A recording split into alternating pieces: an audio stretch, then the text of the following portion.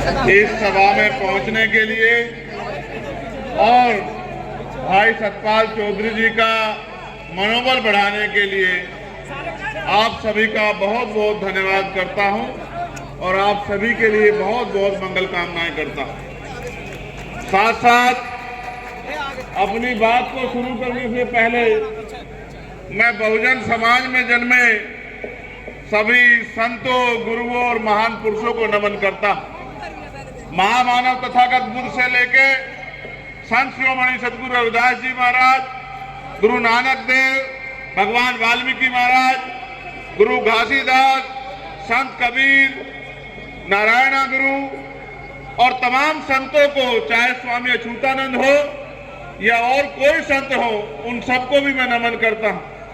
साथ साथ राष्ट्रपिता ज्योतिबा फूले, छत्रपति साहू जी महाराज, डॉक्टर बाबा साहब अंबेडकर, ईवी पेरियार रामानायकर स्वामी, पेरियार लल्लू यादव, बाबू जगदेव प्रसाद कुशवाहा, जननायक कपूरी ठाकुर, चौधरी चरण सिंह जी, सर छोटू राम, कोतवाल धन सिंह गुर्जर, महामना रामशिव वर्मा, बाबू शिवदयाल चौरसिया, संत राम बी प्रजापति, मान्यवर दीना भाना वाल्मीकि और मेरे गुरु, मेरे आदर्श मान्यवर काशी राम साहब को भी नमन करता हूं। सम्मानित साथियों, मैं धन्यवाद देता हूं यहाँ की प्रदेश, जिला, मंडल और विधानसभा की कमेटियों का, हमारे नेताओं का, जो सम्मानित नेतागण इस मंच पर उपस्थित हैं, बहुत सीनियर नेतागण यहाँ उपस्थित हैं, मैं उन सभी का धन्यवाद करता हूं।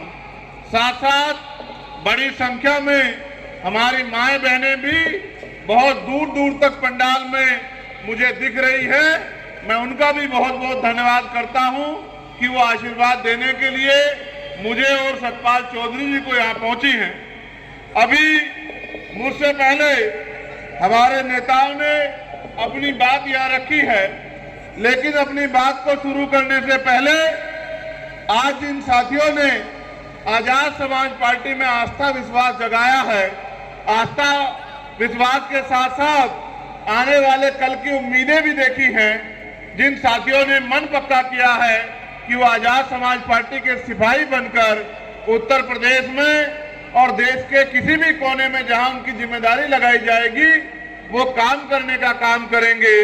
मैं ऐसे साथियों में से वीके सिंह जी को, जो अखिल भारतीय राष्ट्रीय महासचिव हैं फार्मासिस्ट एसोसिएशन के, रविंद्र प्रधान जी जो प्रदेश सचिव हैं भारतीय किसान यूनियन के, वीरेंद्र प्रधान जी, वसीम चौधरी जी, चांद कुरैशी जी जो कांग्रेस पार्टी छोड़कर, और इस्राइल कुरैशी जी जो समाजवादी पार्टी छोड़कर आजाद समाज पार्टी में आस्था विश्वास प्रकट कर रहे हैं, मैं इनका धन्यवाद करता हूं।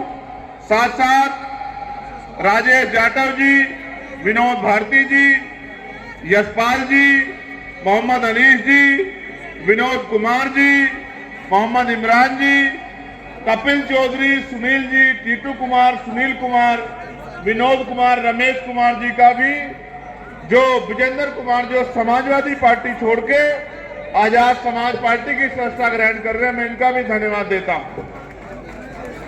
साथ साथ श्री नरेश जाटव जी, पूर्व प्रदेश प्रभारी हिमाचल, दिल्ली बहुजन समाज पार्टी, इंद्रजीत सिंह जी, हिरेराम जाटव जी, सुनील जाटव जी, रोहित चौधरी जी, लोकेश गौतम जी, डॉक्टर वीके बाबू जी, सोनू गौतम जी, कपिल गौतम जी, राहुल गौतम जी, चिंटू गौतम जी, लक्ष्य जी, फिरोज जी, सिद्धार्थ जी, आजाद जी, शरद जी, भविष्य जी, संजय जी, अरविंद जी, और एक बहुत बड़ी लिस्ट है भाई सुनील कुमार जी तक, जिन लोगों ने बहुजन समाज पार्टी, कांग्रेस पार्टी और अन्य पार्टियों को छोड़ के आज आजाद समाज पार्टी में जो है आस्था और विश्वास प्रकट किया, मैं इनका भी धन्यवाद करता हूं।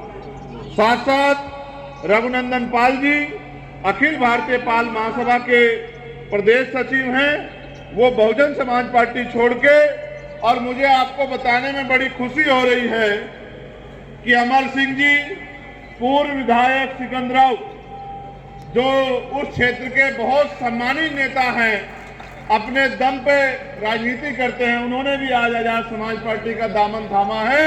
मैं उनका भी बहुत बहुत स्वागत और अभिनंदन करता हूं। साथ साथ गौरी प्रसाद उपासक जी, जो पूर्व दर्जा प्राप्त मंत्री रहे हैं और प्रभारी रहे हैं महाराष्ट्र, तेलंगाना, केरल, तमिलनाडु के, आज बहुजन समाज पार्टी छोड़ के आजाद समाज पार्टी में अपने परिवार के साथ जुड़ के काम करने के लिए तैयार हुए हैं। मैं उनका भी स्वागत और अभिनंदन करता हूं और इनका नाम लेने में मैं अपने आप को बड़ी खुशी महसूस कर रहा हूं, क्योंकि वो मेरे बड़े भाई भी हैं और उनसे मैंने बहुत कुछ सीखा भी है।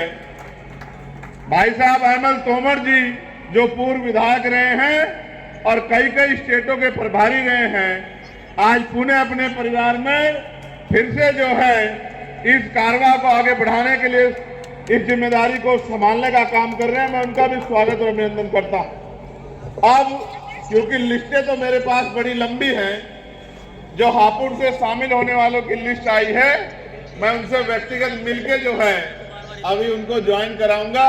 वो एक बहुत बड़ी लिस्ट है, अगर मैं उस लिस्ट को पढ़ता रहा जिसमें 50 तो प्रधान हैं, बीडीसी हैं, जिला पंचायत है, तो कई घंटे चले जाएंगे। मैं ये समझता हूं कि अब घंटे खराब करने का समय नहीं रहा।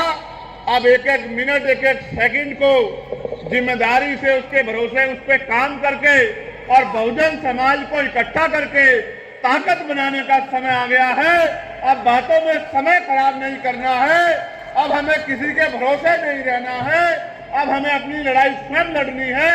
इसलिए हम एक एक मिनट को बचाने का काम करेंगे। सम्मानित राष्ट्रीय कोर कमेटी के बहुत सारे मेंबर यहाँ मौजूद हैं, चौधरी निजाम साहब, अमित कसाना जी, कपिल आजाद जी, तालिब चौधरी जी, हमारे जिलाध्यक्ष मनोज जी, संजीव कुमार जी, अमर सिंह यादव जी, नरेश जाटव जी, जोनी जाटव जी, और एक बहुत बड़ी लिस्ट है। मैं इनका दिल से धन्यवाद करता हूं जिन्होंने ये आंदोलन को आगे बढ़ाने में, राहुल जी और तमाम लोगों ने मेहनत की। अब हम काम की बात करते हैं। करनी चाहिए नहीं करनी चाहिए? काम की बात बताओ। करनी चाहिए। करनी चाहिए नहीं करनी चाहिए? करनी चाहिए।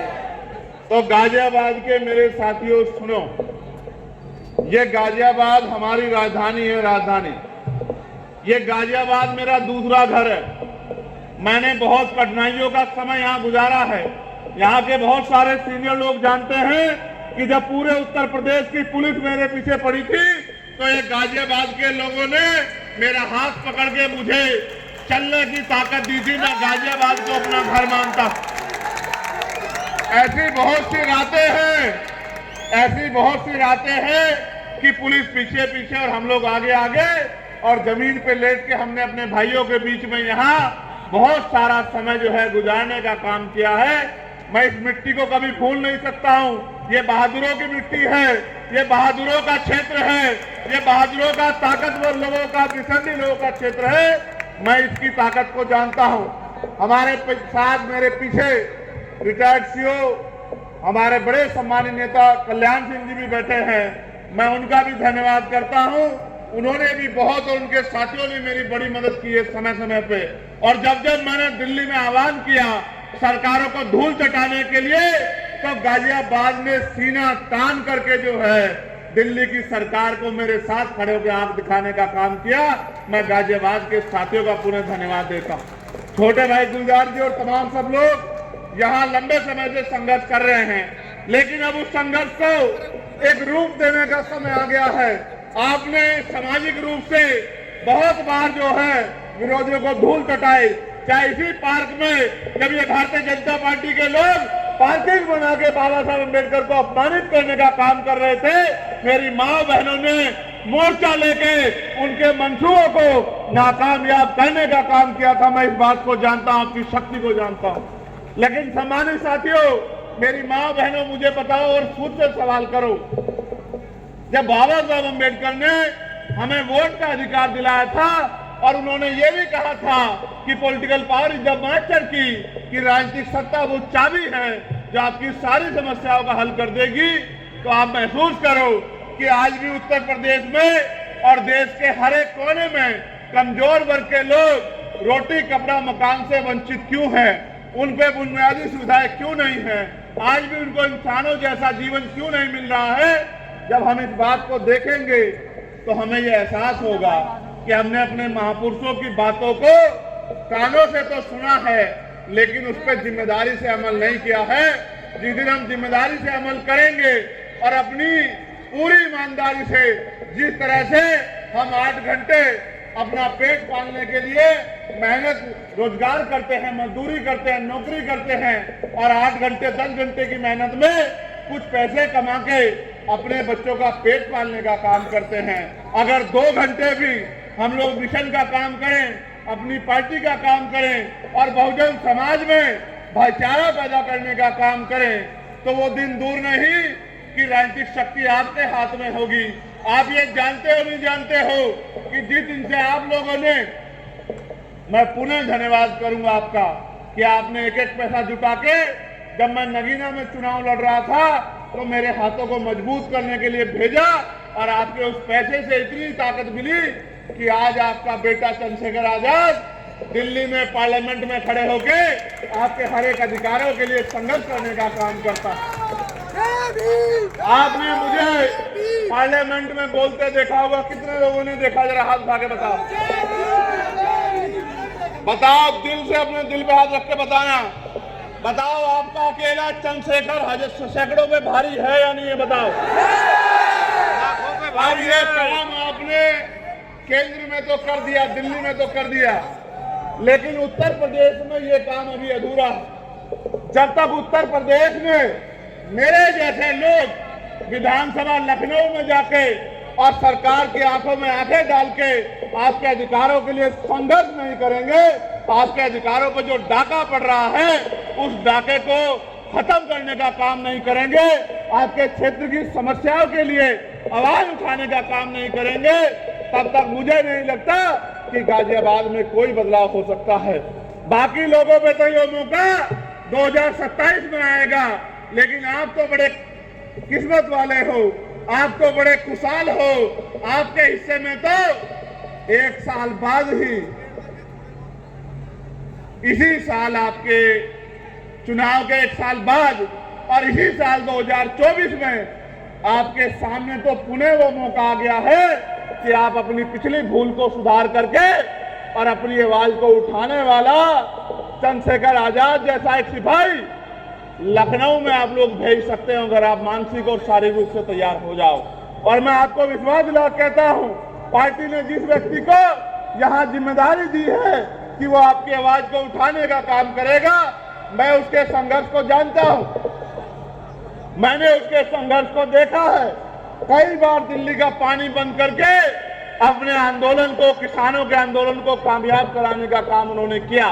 और अभी अभी जो शिक्षा माफियाओं के खिलाफ आंदोलन चल रहे हैं, मजदूरों के, किसानों के, नौजवानों के, बेरोजगारी के खिलाफ जो आंदोलन चल रहे हैं, उस आंदोलन में भी भाई सतपाल चौधरी कंधे से कंधा मिला के आपकी आवाज को उठाने का काम कर रहे हैं, बिना किसी पद पे होते आपकी आवाज बनने का काम कर रहे हैं। सोचिए, अगर इस बहादुर भाई को आपने वोट की ताकत से असेंबली में भेज दिया तो क्या गाजियाबाद में आपके हितों की रक्षा होगी या नहीं होगी, बताओ।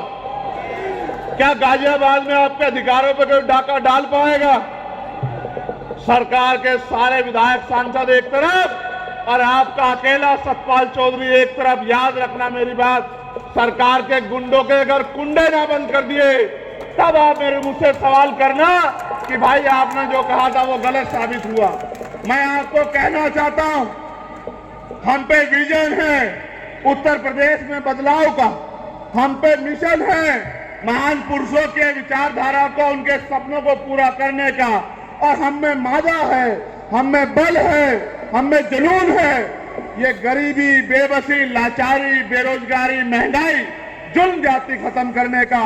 और जब तक किसी के अंदर संकल्प नहीं होता, माननीय काशीराम साहब कहा करते थे कि तमन्ना अगर सच्ची हो तो रास्ते हजार होते हैं, तमन्ना अगर झूठी हो तो बहाने हजार होते हैं। हमारे दिलों में तमन्ना है कि आजादी के 75 साल बाद तो अब दलितों को, पिछड़ों को, आदिवासियों को, मुसलमानों को, अन्य धार्मिक अल्पसंख्यकों को और उनको भी, सामान्य जाति के भी उन गरीब लोगों को जो जुल्म जाति सह रहे हैं, उनकी जिंदगी में अब खुशहाली आनी चाहिए। जो सरकारें उत्तर प्रदेश या केंद्र में बैठी हैं, आप ये जानते हो कि वो तानाशाही वाली सरकारें हैं। अगर उनका आदमी भी उनके खिलाफ, उनके भ्रष्टाचार, उनके झूठ, उनके झूठे वादे या उनकी झूठी नीतियों के खिलाफ, तानाशाही के खिलाफ अगर आवाज उठाता है तो वो तो उसके अपने नहीं रहते, उत्तर प्रदेश की जनता के अपने कैसे होंगे। आप ये देखो किस तरह से बुलडोजर के जरिए और तमाम तरीकों से जुल्म जाति को बढ़ावा दिया जा रहा है, संविधान को कुचलने का काम किया जा रहा है। सब लोगों की निगाहें अगर किसी की तरफ है तो वो नीले पट्टे वालों की तरफ। अगर आज पूरा देश किसी की तरफ देख रहा है तो नीले पट्टे वालों की तरफ देख रहा है कि ये नीले पट्टे वाले अब क्या करेंगे। लेकिन मैं भी ये मानता हूं कि जब ये नीले पट्टे वाले संकल्प लेके किसी और निकलते हैं तो फिर रास्ते खुद में खुद बन जाते हैं। कहते हैं ना कि संघर्षों के साए में घनघोर जवानी पलती है और इतिहास उधर झुक जाता है जिस ओर जवानी चलती है। और जवानी किसकी तरफ है ये बताना मुझे नहीं पड़ेगा। जवानी चाहे वो गाजियाबाद की हो या जवानी चाहे सिद्धार्थ नगर नेपाल बॉर्डर की हो या जवानी दिल्ली में बैठे नौजवानों की हो, जवानी आज क्रांति का रास्ता अपना चुकी है। और जब तक वो सत्ता में बैठे लोगों का घमंड नहीं तोड़ेगी, सत्ता में बैठे लोगों का अहंकार नहीं तोड़ेगी, और जब तक वो इस भारत को संविधान के जरिए चलने वाला भारत, सम्राट अशोक के सपनों का भारत नहीं बना देती, तब तक वो रुकने वाली नहीं है। ये एक आंधी है और ये समय के साथ चलती है। जब आंधी चलती है तो छोटी मोटी चीजें उसका मुकाबला नहीं कर पाती हैं। आप याद रखो मेरी बात को, आपने समय समय पे देश के संविधान की रक्षा की है, गरीबों को मिलने वाले आरक्षण की रक्षा की है, समय समय पे देश के लोकतंत्र की रक्षा की है। लेकिन सबकी रक्षा करने वाले मेरे बहुजन समाज के लोगों, अब अपनी रक्षा के बारे में भी सोचो। ये सही है कि बाबा साहब अम्बेडकर ने कहा था कि हम प्रथम और अंत्य भारतीय हैं, लेकिन भारतीय होने का गौरव तो हमारे दिल में है और हमें इस बात का गर्व भी है। लेकिन जब तक भारत में गरीबों, किसानों, मजदूरों, नौजवानों, महिलाओं को सम्मान का जीवन नहीं मिलेगा, तब तक फिर भारत के गौरव के साथ बातों बातों में नारे लगा के खड़े रहना कोई अच्छी बात नहीं है। ये आपके हाथ में है कि आपका भविष्य कैसा होगा, ये आपके हाथ में है कि आपको रोजगार मिलेगा नहीं मिलेगा, ये आपके हाथ में है कि बहन बेटियों पे होने वाला जुल्म बंद होगा नहीं होगा, ये आपके हाथ में। मेरी बहन यहाँ खड़ी है, मैंने उनको संघर्ष करते देखा। मैं उनको याद दिलाना चाहता हूँ कि जब वो लोग संघर्ष कर रहे थे, उनकी टीम रात रात भर जाग के गरीबों के बच्चों के लिए स्कूलों में कम फीस में व्यवस्था हो जाए इसके लिए संघर्ष कर रहे थे। तो मैं दिल्ली में खड़े होके उनकी मांग को मजबूत कर रहा था कि भाई ये समझो कि शिक्षा हथियार है, इस हथियार को अगर आपने बाजारीकरण कर दिया, बाजार की भेंट चढ़ा दिया, तो गरीब का बच्चा अच्छी शिक्षा प्राप्त नहीं कर पाएगा। और जब गरीब का बच्चा अच्छी शिक्षा प्राप्त नहीं कर पाएगा तो 200-400 रुपए की मजदूरी करके या 5-7-8 हजार रुपए की नौकरी करके वो अपने घरों की हालात नहीं बदल सकता है। वो अपने टूटे हुए घर को पाई पाई बचा के भी 10 साल में भी पक्का नहीं कर सकता है। वो कभी अपनी माँ को हवाई जहाज का सफर नहीं करा सकता है। वो कभी अपनी बहन को एसी वाली ट्रेन में नहीं घुमा सकता है। प्रधानमंत्री जी तो दिल्ली में बैठ के नारे देते हैं कि चप्पल वाला हवाई जहाज का सफर करेगा। मैं आपको सच बताता हूं कि चप्पल वाले को 2 टाइम अच्छी रोटी भी मिल जाए सम्मान की, ये भी अब उत्तर प्रदेश में और देश में मुश्किल हो चुका है। इसलिए मैंने मांग उठाई थी कि अगर बदलाव चाहते हो तो फिर करो, कि राष्ट्रपति हो, प्रधानमंत्री हो, विधायक हो, मंत्री हो, मुख्यमंत्री हो, राज्यपाल हो या कोई भी ऐसा व्यक्ति जिसको सरकारी शिक्षा मिली है, सुरक्षा मिली है, सुविधा मिली है, या उसको आर्थिक मदद होती है, चाहे वो क्लास 1 का अधिकारी हो या क्लास 4 का अधिकारी हो, चाहे वो डीएम एसएसपी हो या एसडीएम एडीएम हो या दरोगा सीओ हो या कोई और अधिकारी हो, सबके बच्चों को सरकारी स्कूलों में पढ़ाने की इजाजत देनी चाहिए और कानून बना देना चाहिए कि सरकारी अधिकारी, कर्मचारी, नेताओं के बच्चे सरकारी स्कूल में पढ़ेंगे। आप देखो, महसूस करके, अपने दिल पे हाथ रख के महसूस करो, एक ही क्लास में मुख्यमंत्री का बेटा बैठा होगा, उसकी बराबर वाली टेबल पे मजदूर का बेटा बैठा होगा, उसके बराबर वाली टेबल पे एसडीएम का बेटा बैठा होगा, उसके बराबर वाली टेबल पे कुर्सी पे डीएम का बेटा बैठा होगा, उससे बराबर वाली कुर्सी पे एसएसपी का बेटा बैठा होगा और उसके बराबर वाली कुर्सी पे टिकम नागर भाई मेरे जैसे किसान का बेटा बैठा होगा, मजदूर का बेटा बैठा होगा। तो अगर वो हमारी परवाह नहीं करेंगे तो अपने बच्चों की परवाह तो करेंगे। ये जो बड़े बड़े प्राइवेट सेक्टर के स्कूल बना के खड़े कर दिए, गरीब लोग इसके सामने से तो गुजर सकते हैं, लेकिन खुद को और अपने बच्चों को इन स्कूलों में अंदर नहीं पहुंचा सकते, उनकी क्लास तक अपने बच्चों को नहीं बिठा सकते। जब ये इतनी बड़ी खाई पैदा हो जाएगी तो गरीब का बच्चा कैसे जो है इन अमीरों के बड़े बड़े स्कूलों का मुकाबला करेगा। साथ साथ मैंने ये मांग भी की है कि जितने भी सरकारी कर्मचारी, अधिकारी, नेता, अभिनेता है, चाहे वो राष्ट्रपति से लेके और गांव का प्रधान क्यों ना हो, उनके बच्चों का और बीमार होने पे उनका इलाज सरकारी अस्पताल में होना चाहिए। जिस दिन ये हो गया भारत में, आप मेरी बात को याद रखना, उस दिन सरकारी अस्पतालों में डॉक्टर भी मिलेगा, सारे टेस्ट भी वही होंगे, बढ़िया से बढ़िया दवाइयां भी वहां मिलेंगी और साफ सफाई भी ऐसी अच्छी होगी कि आपको सरकारी हॉस्पिटल और 5 स्टार होटल में फर्क महसूस नहीं होगा। जब मंत्री जी का इलाज वहां होगा, मंत्री जी के बेटे का होगा, राज्यपाल के बेटे का होगा, प्रधानमंत्री जी का होगा, ये बड़े बड़े उद्योगपतियों का होगा, ये बड़े बड़े उद्योगपति नेता खुद तो प्राइवेट हॉस्पिटल में जाते हैं और हमसे कहते हैं कि हमने सरकारी अस्पताल अच्छे बनवा दिए हैं। अगर इतने अच्छे बनवाए हैं तो पहले अपना इलाज कराओ, फिर गरीबों को उसमें धक्का दो, तब मैं मानूंगा कि आपने हमारे लिए अच्छा बनाया। मैं आपको कहता हूं, आप देश भ्रष्टाचार की भेंट चढ़ रहा है और पूरे देश में कमजोरों, किसानों, गरीबों की निगाह आपकी तरफ। और अगर वास्तविकता में आप मुझसे प्यार करते हैं, वास्तविकता में आप भारतीय संविधान से प्यार करते हैं और वास्तविकता में आप बाबा साहब अम्बेडकर के सपनों को पूरा करना चाहते हैं, वास्तविकता में आप अपनी वोट की ताकत बनाना चाहते हैं, फिर वो दिन दूर नहीं है। अगले 3 से 4 महीने में उपचुनाव उत्तर प्रदेश की 10 सीटों पे होंगे। टोटल सीटें तो 403 हैं, लेकिन चुनाव 10 सीटों पे उपचुनाव होंगे और पूरे प्रदेश की निगाह इन 10 सीटों पे होगी। जहां कुछ लोग चंद्रशेखर आजाद को हराने के लिए लड़ेंगे, वही आजाद समाज पार्टी उत्तर प्रदेश में नया विकल्प बनाने के लिए लड़ेगी चुनाव। और विकल्प भी ऐसा जो विकल्प एसी के कमरे में पड़ के नहीं, सड़कों पे गरीबों के बीच में खड़ा होकर उनकी लड़ाई लड़ने का काम करेगा। ऐसे नेताओं का निर्माण होगा जिनके लिए अपना हित बाद में होगा और समाज हित, क्षेत्र हित, प्रदेश हित पहले होगा।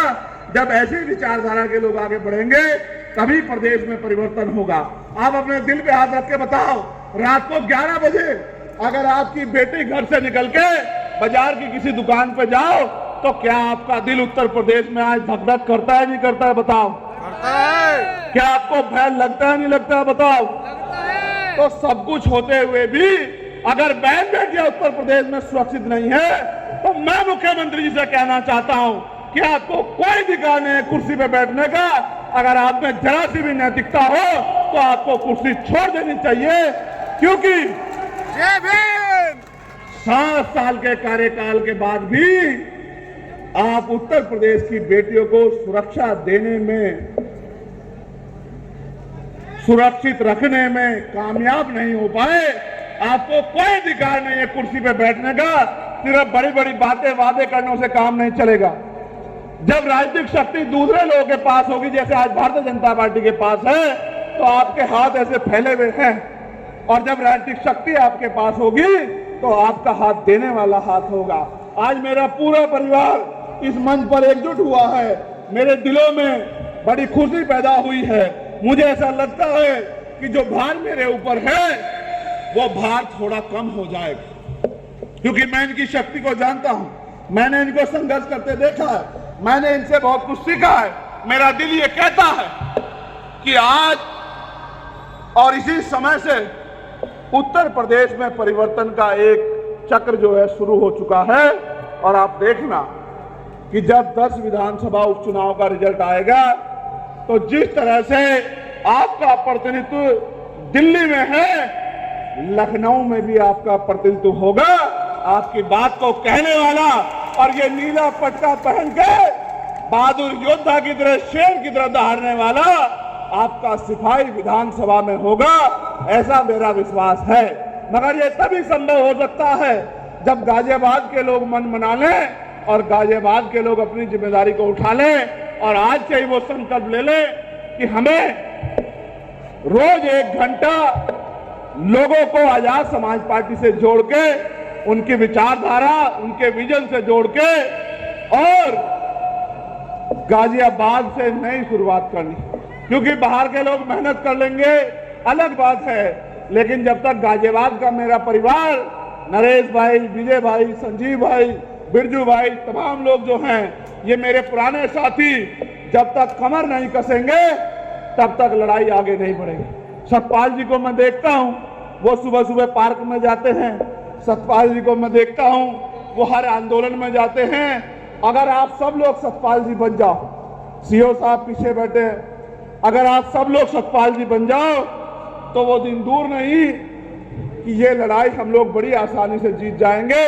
जहां तमाम लोग पैसे वाले लोगों को, ताकतवर लोगों को मुकाबला करने के लिए मैदान में उतारेंगे, वहां आपका ये किसान का बेटा यहाँ के कमजोरों, किसानों, मजलूमों, मजदूरों, मजबूरों, महिलाओं, बेटियों, संघर्षशील लोगों की आवाज बनके इस लड़ाई को मंजिल तक पहुंचाने का काम करेगा। और मैं आपसे एक और चीज मांगना चाहता हूं, ये बात तो मैं सतपाल जी के ध्यान में भी और चित्तौड़ साहब के ध्यान में भी लाना चाहता हूं, और अपने सम्मानित नेताओं के ध्यान में भी, जिन्होंने पश्चिम की बागडोर संभाल रखी है। 11 तारीख को दिल्ली में हमने ऐलान कर दिया है कि हम केंद्र की सरकार को घुटने टिकवा के रहेंगे। 11 तारीख को अब कोई बातचीत नहीं होगी, अब संघर्ष होगा, अब संघर्ष होगा। अब कोई रास्ता बचा नहीं, अब नहीं बचा रास्ता। ये सरकार अगर हमारे अधिकारों को निगलने का काम करेगी तो हम भी। चंद्रशेखर भाई तुम संघर्ष करो, चंद्रशेखर भाई संघर्ष करो, हम तुम्हारे साथ हैं। हम भी वो खून है जिन्होंने 2 अप्रैल 2018 में 13 लोगों ने कुर्बानी देके अपने खून से अपने अधिकारों को सींचने का काम करा है। मेरी बात को आप याद रखें। सरकार किसी भी कीमत पर अपने आप को संविधान से बड़ा ना समझे और पिछले दरवाजे से ये जो अधिकारों को निस्तानाबूद करने की जो तैयारी सरकार ने की है, वो हमें दूध पीते बच्चे ना समझे। मैंने एक दिन पहले भी कहा था और आज भी कह रहा हूं, सड़कें जाम हो जाएंगी, देश रुक जाएगा, सरकारें त्राई मांगेंगी, सरकारें नाक रगड़ेंगी। अगर हमने सड़कों पर उतरने का फैसला कर लिया, मेरी बात को सरकार याद रखे।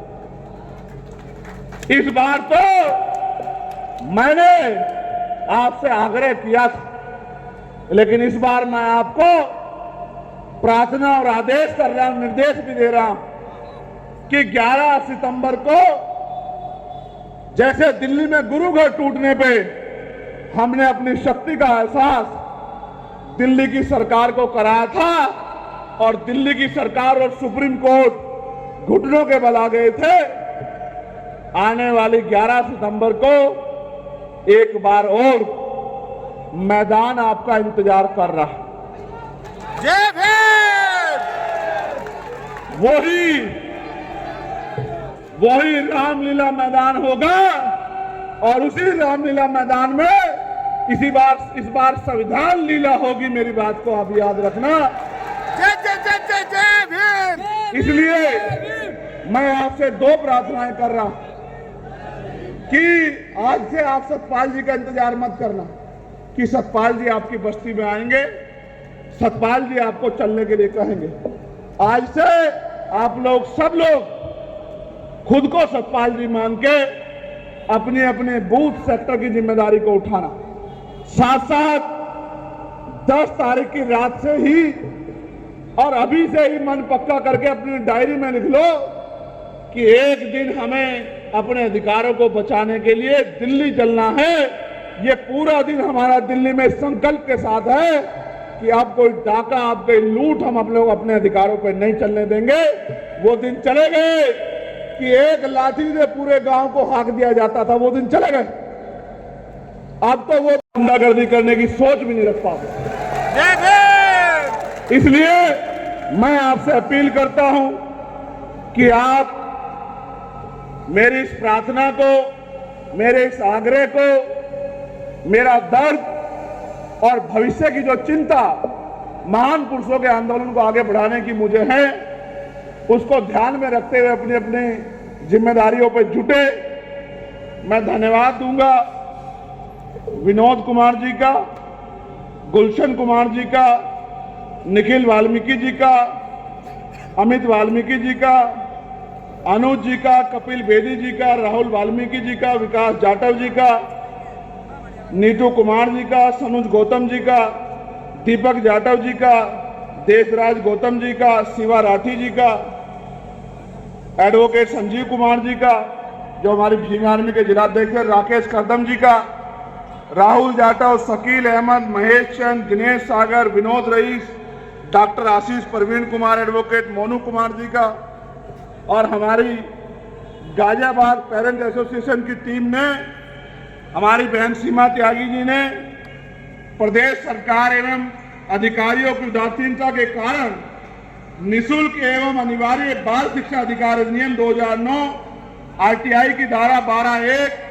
ग के अंतर्गत चयनित अलावी समूह को दुर्बल वर्ग के लाखों गरीब एवं आर्थिक रूप से कमजोर अभिभावक के बच्चों को प्रदेश में शिक्षा के मौलिक अधिकार से वंचित करने की आवाज सदन में उठाने की मुझसे अपील की है। मैं वचन देके कहता हूं कि इस बार जब पार्लियामेंट चलेगा तो आपके मुद्दे को मैं पूरी ताकत से पार्लियामेंट में उठाने का काम करूंगा और सिर्फ उठाने का काम नहीं करूंगा। इन स्कूलों में जाकर इन स्कूलों की वास्तविक स्थिति को देखे और एक रिपोर्ट बना के पार्लियामेंट में स्पीकर साहब को सौंपने काम करूंगा। और अगर ये स्कूल कॉलेज नहीं सुधरेंगे तो इन पे आपके साथ खड़े होकर ताला लगाने का काम करूंगा। ये वचन मैं आपको दूंगा। साथ साथ मैं टीकम नागर जी की पूरी टीम का, मास्टर मनोहर नागर जी की और किसानों यूनियन की जो हमारी टीम है, जो समय समय पर मेरे साथ खड़ी रहती है, मैं उनका भी स्वागत अभिनंदन करता हूं। पुलिस के भाइयों का भी धन्यवाद करता हूं, क्योंकि हमारे कार्यक्रम में बहुत मेहनत करनी पड़ती है। ये नौजवानों का कार्यक्रम इसमें ज्यादा रहता है, जोशीले लोग ज्यादा रहते हैं, तो इनको बड़ा संघर्ष करना पड़ता है। मैंने इनके लिए भी मांग उठाई थी, आपने सुना होगा कि इनकी ड्यूटी 8 घंटे की होनी चाहिए। इनको सप्ताह में 1 दिन छुट्टी मिलनी चाहिए। इनको बॉर्डर स्कीम का जो नुकसान इनको हो रहा है, बॉर्डर स्कीम खत्म होनी चाहिए और इनकी वेतन विसंगतियां दूर होनी चाहिए। साथ साथ चाहे पीआरडी के जवान हो, आशा बहनें हो, आंगनबाड़ी हो, भोजन माता हो, प्रधान सेवक हो, चाहे होमगार्ड हो, चाहे कोई भी हो, जिसने मुझ तक खबर पहुंचाई, मैंने उसकी समस्या को पार्लियामेंट में भाई होने के नाते उठाने का काम किया और आगे भी निडर होकर आपकी हर एक समस्या को मैं दिल्ली की पार्लियामेंट से उठाने का काम करूंगा। ऐसा मेरा विश्वास है कि अब से, आज से, यहां से जाने के बाद आप इस लड़ाई को अपनी लड़ाई समझ के तेजी से लोगों को आजाद समाज पार्टी की नीतियों के साथ जोड़ने का काम करेंगे। आप बहुसंख्यक रूप से यहाँ आए, आपने मेरे हाथों को मजबूत किया, आपने मुझे ताकत दी। मैं आप सबका धन्यवाद करता हूँ। भाई वसीम जी, भाई बिलाल जी, हमारे इस मंडल के जो हैं इंचार्ज तालिब भाई और अमित भाई, तमाम साथियों का भी मैं धन्यवाद करता हूँ। आपने मुझे सुना, आपका बहुत बहुत धन्यवाद। जय भीम, जय भारत, जय संविधान, जय मंडल, जय जोहार, जय लोकतंत्र, जय विज्ञान, जय जवान, जय किसान। भारत की महान जनता और आज गाजियाबाद की महान जनता का भी बहुत बहुत धन्यवाद। जिंदाबाद।